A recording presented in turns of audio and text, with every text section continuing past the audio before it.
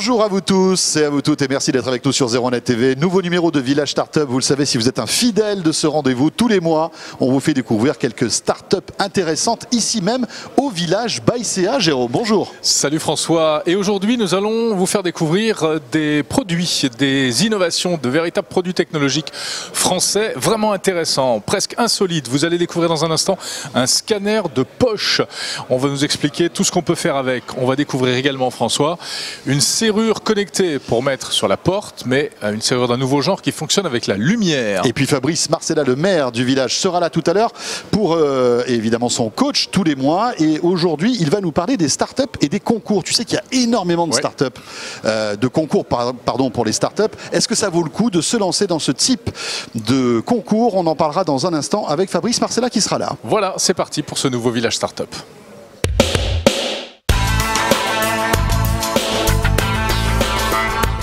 Et vous savez comment ça marche, hein, Village Startup. Un pitch, 6 minutes pour découvrir une innovation et une startup. Et nous recevons notre premier invité qui est Simon Laurent de la société. Alors comment est-ce qu'on prononce? Havre, c'est ça? Comme la ville du Havre, mais sans le E à la fin. Sans le E. Voilà, c'est donc H-A-V-R. H-A-V-R. Et alors on va tout savoir sur Havre tout de suite, Jérôme, mais auparavant, le décompte, puisque vous avez 6 minutes, Simon, pour nous expliquer ce que c'est. Alors, d'après ce qu'on a compris, c'est une serrure connectée, mais qui innove par rapport à tout ce qui existe. Oui, tout à fait. Les standards des serrures connectées utilisent des ondes radio, Bluetooth, Wi-Fi, NFC, qui ont en fait un périmètre d'émission et qui sont souvent sujettes à des attaques, à du hacking. C'est pourquoi nous, on a décidé de concentrer l'émission de l'information en un point grâce au flash du téléphone. Donc je vais vous montrer tout de suite. Donc je vais aller sur mon application et là, voilà, je viens d'ouvrir la porte de mon domicile. Le flash de votre téléphone qui scintille. On a vu clignoter le... Ça veut dire que ça déverrouille votre porte. Typiquement ma porte de garage. Voilà, c'est exactement ça en fait. Ça va permettre de concentrer l'information en un point plutôt que l'envoyer partout autour de nous. Donc ça va apporter un aspect sécurité supplémentaire. Ah oui, mais alors comment ça fonctionne? Quelles informations vous envoyez à travers le flash? Alors on envoie des informations de c'est-à-dire qu'il ne suffit pas de faire clignoter un flash pour ouvrir la porte. Non, si tu prends ta petite lampe torche, ça va pas marcher. Non, vous ne pouvez pas envoyer le code SOS en morse, ça ne va pas ouvrir la porte. C'est pas bon. Malheureusement. Non, on envoie des informations chiffrées avec des algorithmes type AES qui vont en fait permettre d'avoir une source d'informations définie comme quel est l'utilisateur, une heure d'accès, etc. Et on va vérifier ça au niveau de la serrure et ça va nous permettre de savoir si vous avez l'accès ou non. C'est-à-dire que dans la lumière, en fait, il y a énormément d'informations. C'est exactement ça. Et c'est en fait cette combinaison de petites lumières qui s'éteignent et qui s'allument qui font qu'elle va être unique cette combinaison, c'est ça? Cette combinaison, elle est unique et qui plus est, en fait, à chaque envoi de code, le code va changer. Il y a un petit token qui va faire changer le code à chaque fois. Donc c'est presque impiratable. C'est en tout cas le souhait qu'on veut mettre en avant et c'est pourquoi la serrure est soumise à des tests de hacking. Est-ce que si je suis à côté de vous, par exemple, je vous tords le bras et faites attention parce qu'il est très fort pour ça. Hein. Il est très musclé. Enfin, je veux dire, est-ce que véritablement en récupérant la lumière, je pourrais pas, je sais pas, cloner la combinaison Alors, on pourrait faire le test là, vous filmez et en fait mais non, parce que le code va changer. Les outils de clonage nécessaires. Mais en fait, le code va changer. Vous pouvez pas cloner le code puisqu'il change à chaque fois. Bon, c'est super intéressant. Hein. Et si vous me tordez le bras, je ferai comme à la douane, j'appuierai 3 fois et je bloquerai mon téléphone. Ah, très bien. Mais Simon, malgré tout, alors moi j'ai eu la chance pendant un certain temps d'avoir une serrure connectée que je n'ai plus. Oui, ça a été un naufrage. Hein. Pour des raisons de batterie qui un jour ne fonctionnait plus, ce qui fait que je pouvais plus rentrer chez moi. Donc ça m'a un peu refroidi. Mais quand ça marchait, c'était génial. Et ça me permettait par exemple d'ouvrir ma porte à distance. Je ne sais pas pourquoi il y a mon téléphone qui se met en route, je n'ai pas compris. Mais je ne pouvais pas, par exemple, enfin, l'avantage qu'il y avait, c'est que dès, par exemple, je sortais de l'ascenseur de chez moi, je ne voyais pas encore la serrure, je pouvais appuyer sur le Bluetooth de mon téléphone et la porte s'ouvrait finalement. Ce qui fait que je gagnais quelques secondes. D'être accueilli comme alors c'est tout bête, hein, mais ça, je ne peux pas le faire avec votre technologie. Il faut que je sois en face. Oui. Pour que ça fonctionne. C'est un parti pris, justement. Nous, on considère que ce type d'accès, c'est justement des failles de sécurité importantes. C'est-à-dire que en fait, vous êtes dans votre ascenseur, très bien, moi je mets entre votre ascenseur et votre porte, et j'attends que vous envoyiez des codes, je réceptionne, Je le fais plusieurs fois et à la fin, je reconstruis l'algorithme. Et même en Bluetooth, même en Wi-Fi, tout ça, on peut avoir un sniffer qui va récupérer toutes ces données. Vous êtes au courant d'Amazon Key, qui s'est lancé et il y a donc il donne la possibilité au livreur d'ouvrir la porte. Exactement, c'est le même principe, sauf qu'Amazon Key, pourtant ils sont quand même pas nuls en sécurité avec AWS, ont été piratés il y a à peu près un mois. Ah oui, d'accord. Toujours pour les questions de radio, il y a du sniffing. Et que ce soit le Wi-Fi ou le Bluetooth, même combat, on peut arriver Le Wi-Fi est assez sécurisé, mais le Bluetooth, en tout cas, il y a des failles quand même. Ouais. D'accord. Est-ce que je peux envoyer ma clé à quelqu'un d'autre, un ami, un parent qui se présente devant chez moi ? L'avantage de ce type de produit, c'est que ça va vous permettre de gérer les accès, qui soient temporaires, limités, illimités, à des amis, à des services de livraison, à de l'aide à domicile, à des services médicaux, si vous avez un proche qui a besoin d'assistance régulière, plutôt que de donner une clé physique. Et ce qu'on veut aussi sur ce produit, ce que les gens doivent comprendre, c'est que c'est une serrure standard, quelque chose de classique, que vous pouvez installer facilement. Vous enlevez une vis, vous retirez le cylindre actuel, vous mettez le node, vous remettez la vis et c'est installé. Bon, un peu comme toutes les serrures connectées, cela dit, c'est à peu près la même chose, non ? Les serrures connectées sont souvent plutôt des petits boîtiers qui vont se plugger sur un serrure existant. Là, nous, on a vraiment une serrure entière, 100% mécanique. Ça dépend, il y a les deux si justement il n'y avait plus de général. batterie, vous pourriez toujours utiliser la clé.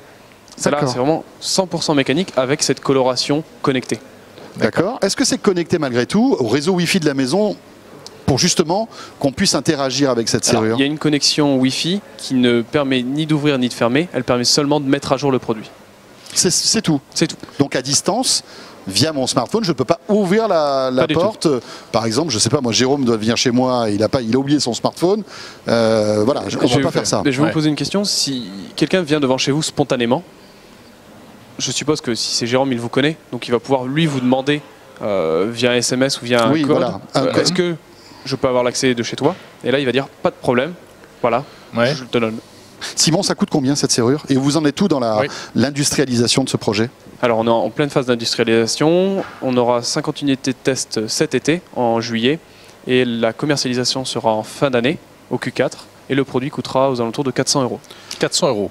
D'accord. Ce qui est le prix, enfin la fourchette haute, on va dire, d'une serrure connectée aujourd'hui. Parce qu'il y a les certifications pour les assurances, les certifications A2P et informatique. On a parlé de l'autonomie, combien de temps elle... 5000 cycles. Un cycle, c'est ouverture-fermeture, donc on est sur à peu près un an et demi. Et ça se recharge comment? Il faut juste changer des piles. Il faut changer les piles. Voilà, des petites piles d'appareil photo, des CR2. Très bien. J'avais juste une dernière question. Bon, le temps est voilà, ça vient de terminer, mais est-ce que tous les smartphones ont un flash? Quasi tous les smartphones depuis 2012. Et ben voilà, on a la réponse. Merci beaucoup. Formidable. Merci à vous. Merci Jérôme. Merci. Bravo. HAVR, cette serrure connectée étonnante. Merci. Très intéressant, très prometteur. On parle dans un instant d'un petit scanner de poche. Ça va certainement vous intéresser.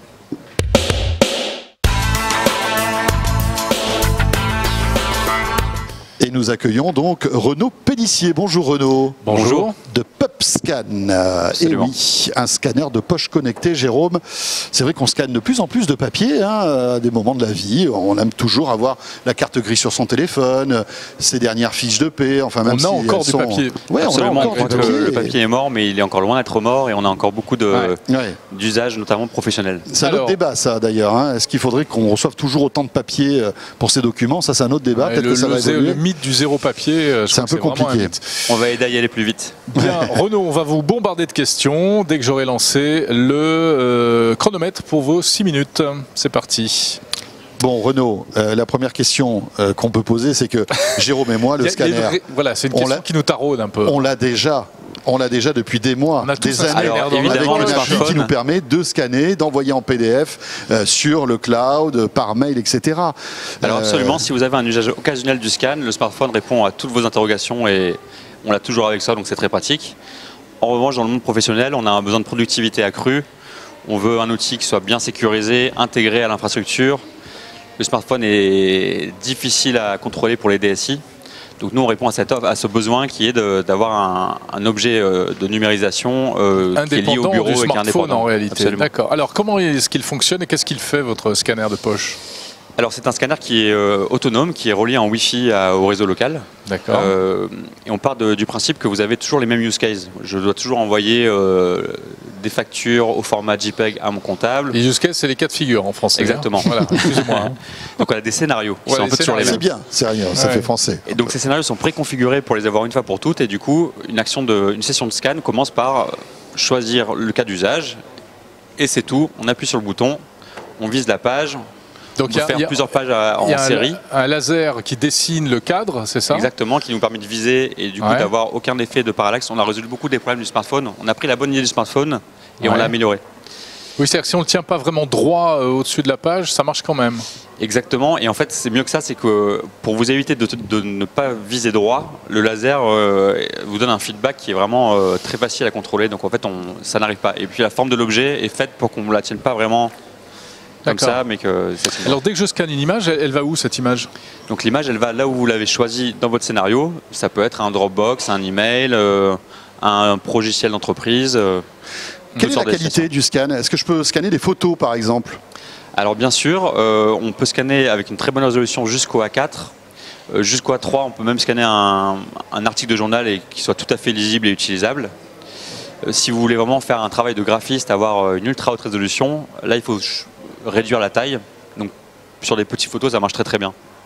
D'accord. Mais donc ça peut se substituer par exemple à un scanner pour scanner des photos qu'on a dans un album, ou Absolument. Franchement vous déconseillez qu'il faudrait plutôt à ce moment-là aller vers un vrai scanner quoi? Non, ces photos sont d'un format assez petit, ce qui fait qu'on on obtient 600 dpi et vraiment on peut aller très très loin dans la résolution. Alors, on n'a aucun retour d'image sur l'appareil. Je ne vois pas la feuille que j'ai scannée. Alors non, parce que pour nous l'important c'est la simplicité et l'efficacité de l'action. Et c'est justement ce feedback visuel qu'on voulait enlever parce qu'il est fatigant, il est pénible. Oui, mais alors comment est-ce que je peux être sûr que le scan s'est bien passé? Eh bien en fait, c'est comme le photocopieur, vous ne vous posez pas la question de savoir si l'image qui va sortir va être nette. On a mis beaucoup de R&D dans l'optique, donc avec un système anti-reflet, avec un capteur de distance qui permet d'avoir un focus toujours bien réglé. Et ce qui fait avec le cadre rouge qui vous permet de viser impeccablement, ça devrait être très très rare que vous ayez un problème de qualité sur les feuilles. D'accord. Vous disiez que bon, ça ne remplace pas finalement un smartphone, mais à qui ça s'adresse? Ça s'adresse que, on va dire, à des comptables ou des personnes qui doivent scanner des documents pour le travail, ou alors finalement pour le grand public, ça peut avoir un sens, ce type d'appareil? Alors notre business model nous a amené à aller d'abord à la rencontre du grand public. Et c'est comme ça qu'on a pré-vendu 10 000 unités en crowdfunding. Vous avez déjà vendu 10 000 unités? 10 000 unités pour environ 2 millions d'euros de chiffre d'affaires. Bravo. Attendez, non, mais c'est excellent, quoi, franchement. C'est des gens qui nous font confiance à un stade très en amont, en fait. Très en amont, et c'est ce qui nous permet de financer une grande partie de l'aventure. Tester le besoin en plus. Et cet appel d'air médiatique a fait qu'on a beaucoup de personnes du business sont venues à notre rencontre spontanément, donc dans les métiers de l'audit, de la compta, des loueurs automobiles, la chaîne logistique pour scanner des colis, faire des états des lieux, etc. Donc partout où on scanne, du code barre jusqu'à un paquet ou jusqu'à une voiture pour faire son état des lieux, on peut être présent sur la chaîne. D'accord. Et il y a des concurrents, non, j'imagine Alors nos concurrents sont d'une autre technologie. On est les premiers à prendre cette bonne idée du smartphone et à la mettre dans un objet industriel pour scanner, une caméra. Donc on se doute que la concurrence va arriver très vite et qu'on essaie de maintenir notre avance. En tout cas, on n'a jamais vu ça avec ce form factor-là. Hein. On connaissait des petits scanners de poche qu'on pouvait emporter avec soi, mais qui étaient des systèmes qu'on devait passer lentement sur la feuille, et qui ont pas mal de problèmes, qui demandent une dextérité assez élevée. Oui, tandis que là, c'est clic comme avec un smartphone. Où en êtes-vous du développement de ce produit? Alors, parce que si vous en avez 10 000 de commandés, il va falloir les livrer. Nos supporters, qu'on appelle les backers, vont être contents de bientôt être livrés. On produit en avril. Là, je retourne en Chine pour la 6e fois le 9 avril pour les derniers réglages de la chaîne d'assemblage et la qualité. Ça va, ça se passe bien, pas de mauvaise surprise quand on fait fabriquer comme ça à 10 000 km? Il y a un process qui est assez lourd et qui permet justement d'essayer d'éviter les écueils. Donc c'est très itératif, on a tiré les enseignements du Lean. Et donc on teste la qualité de manière itérative pour faire baisser les problèmes et arriver à un taux quasi nul. Alors on l'a pas dit, mais après tout ça part sur Dropbox, sur tous les systèmes de cloud. Si, on l'a dit, d'accord, ok. Et on a dit le prix aussi ou pas? Là, on n'a pas dit le prix. On a Alors, il regardé sera le meilleur disponible pour dans la le fin. commerce au prix de 399 € TTC. Ah oui, c'est le même prix que la serrure connectée Tiens, de tout à l'heure. c'est- voilà, hein. c'est comme ça. Absolument. Voilà. Et Pas donc, le même on peut usage, la évidemment. commander si on veut. On peut d'ores et déjà Et, aller sur pubscan.com D'accord. pour le commander, effectivement. Parfait. Eh bien, merci beaucoup, Renaud. Merci à vous. Et bravo, hein, déjà 10 000 PubScan Super. est bien vendu, bravo. Innovation Merci. française, 100% En plus. française. Vous restez avec nous, on va terminer ce village startup avec notre coach Fabrice Marcella qui nous rejoint Et comme on chaque parle mois. de concours tout de suite.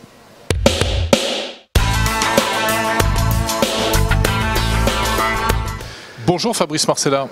Bonjour Jérôme, Monsieur le bonjour maire. François. Bonjour, le maire du village, c'est à qui nous accueille ici tous les mois d'ailleurs.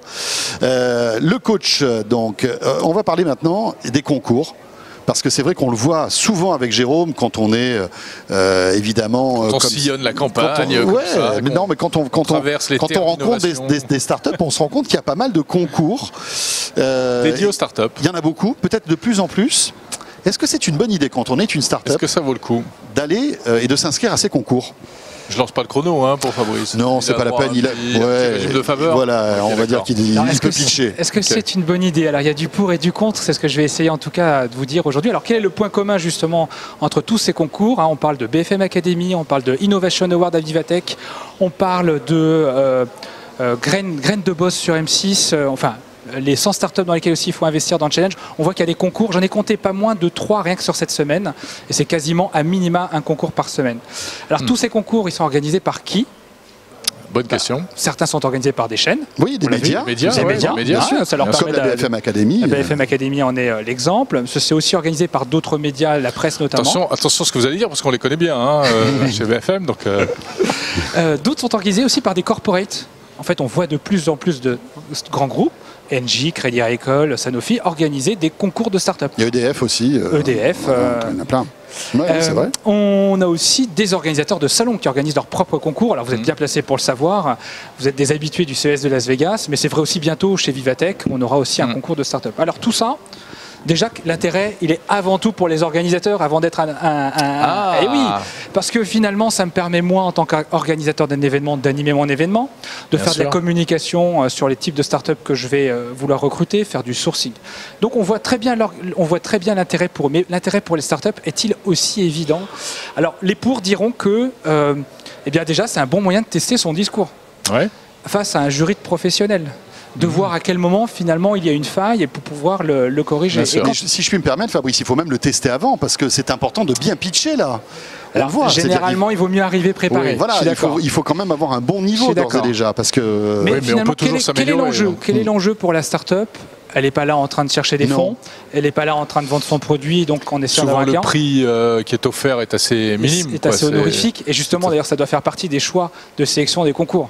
Attention, il y a des concours qui cherchent plus finalement à avoir des startups faire valoir de l'organisateur.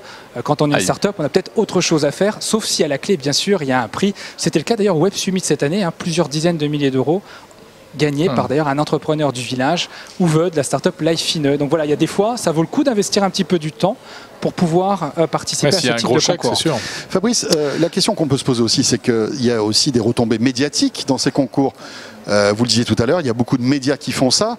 Finalement, est-ce que c'est pas bon à prendre une exposition médiatique quand on est une start-up? C'est toujours bon à prendre parce que finalement, ça nécessite peu d'investissement en termes de temps. Généralement, son pitch, même si on vient le tester, on le maîtrise. C'est pas la première fois qu'on le fait. Son produit, on le connaît par cœur, donc c'est assez simple de l'expliquer. Et effectivement, les retombées, c'est de pouvoir réseauter avec vous, messieurs les journalistes, très simplement. C'est aussi l'idée, lorsqu'on gagne, de pouvoir rassurer un futur client, un futur investisseur. Rappelez-vous, hein, quand on est une petite start-up face à un grand groupe, c'est toujours compliqué. Et ça permet d'avoir une forme de label, une forme de reconnaissance des professionnels, Ouais. une forme de reconnaissance du Oui, marché. ça fait une ligne de plus sur le CV, c'est toujours bon à prendre. hein. Tout à fait. Est-ce Donc, que ça permet aussi, par exemple, eh bien, d'engranger de nouveaux clients, le fait de faire des concours? peut-être pas directement au moment du concours, mais après.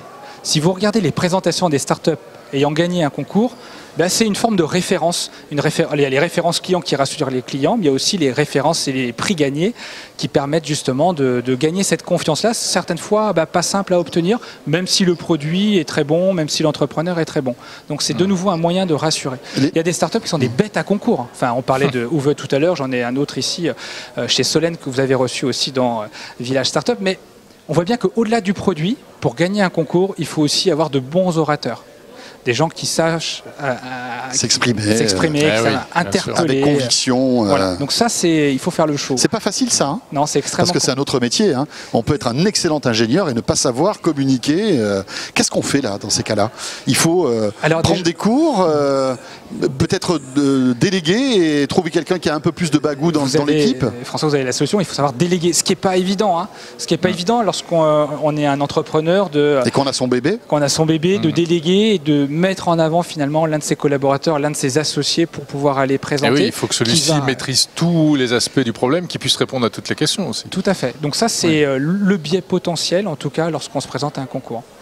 Alors, quand on dit tout ça, on y voit que l'intérêt, on n'a que les arguments des pour, mais les contre vous diront que attention à ne pas se transformer en boîte à concours. Ça prend du temps. Il faut rester focusé sur son business quand même.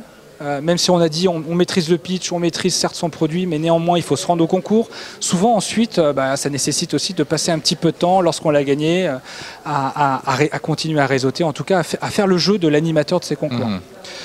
C'est aussi un risque dans la motivation ou la mobilisation de l'équipe.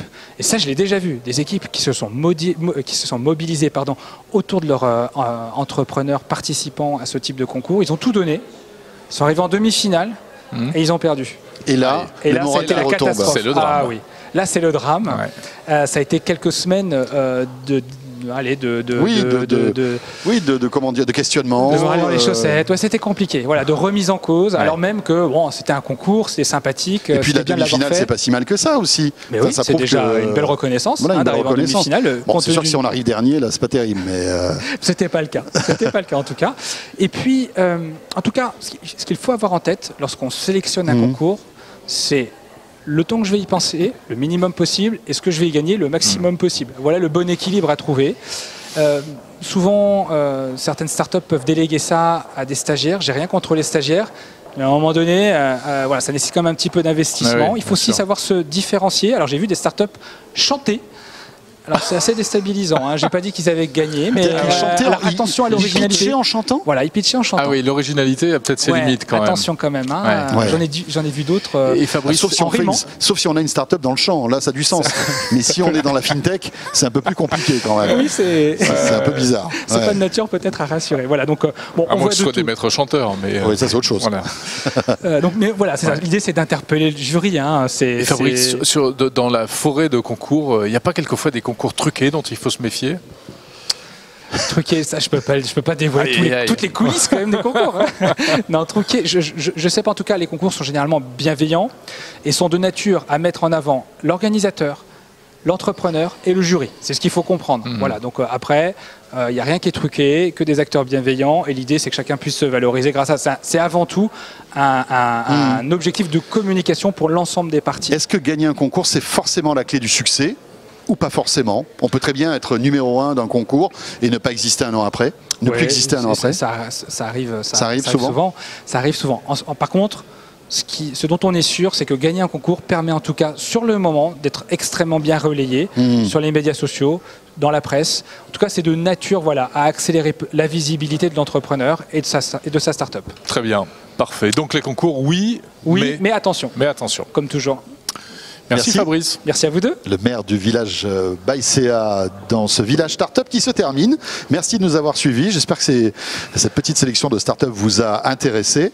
Et puis on se retrouve le mois prochain, bien évidemment. On se retrouve le mois prochain avec d'autres start-up 100% françaises et qu'on vous présentera en détail sur Zeronet TV. À très vite. Salut à tous.